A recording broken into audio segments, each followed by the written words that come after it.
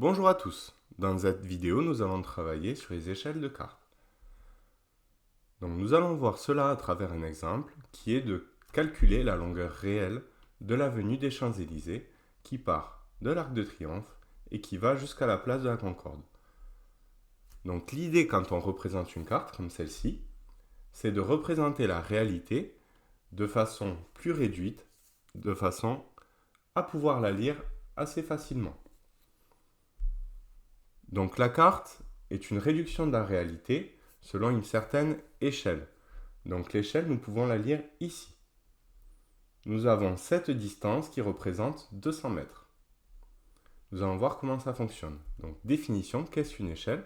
L'échelle d'un plan est le coefficient de proportionnalité entre les distances sur le plan et les distances réelles exprimées dans la même unité. Donc on réduit d'une certaine proportion la réalité pour que cela rentre sur une carte visible de tous. Donc l'échelle se note d'une certaine manière, c'est la distance sur le plan que nous allons voir sur la distance en réalité qui sont donc exprimées dans la même unité. Donc en pratique, la distance sur le plan, on met un numérateur 1 et on voit à quelle distance réelle cela correspond. Dans notre exemple, j'ai mesuré sur ma carte, ces 200 mètres sont représentés par 1 cm sur la carte. Donc 1 cm sur la carte, c'est 200 mètres en réalité. Donc si l'on met sous la même unité, 1 cm, ça nous fera 20 000 cm. Donc l'échelle de la carte, c'est 1 cm sur la carte représente 20 000 cm en réalité.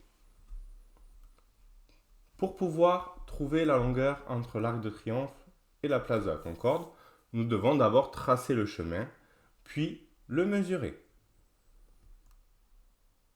Nous obtenons une distance sur la carte de 9,5 cm. Donc proportionnellement, on va pouvoir trouver la distance réelle. Donc on rappelle les éléments. L'échelle, c'est 1 cm sur la carte, représente 20 000 cm en réalité. Et nous avons une distance de 9 cm et demi sur la carte. Donc on réalise un tableau de proportionnalité. Donc distance sur la carte, notre échelle c'est 1 cm pour 20 000 cm en réalité. Et les 9,5 cm de la carte, nous allons les positionner ici. Mon coefficient de proportionnalité est assez facile à trouver pour passer de la première ligne à la deuxième ligne. On multiplie par 20 000. Dans l'autre sens, il est aussi aisé de diviser par 20 000. Donc on peut trouver la distance réelle, 9,5 fois 20 000 égale 190 000 cm. Pour que ce soit plus compréhensible, nous allons convertir les 90 000 cm en kilomètres, c'est-à-dire 1,9 km.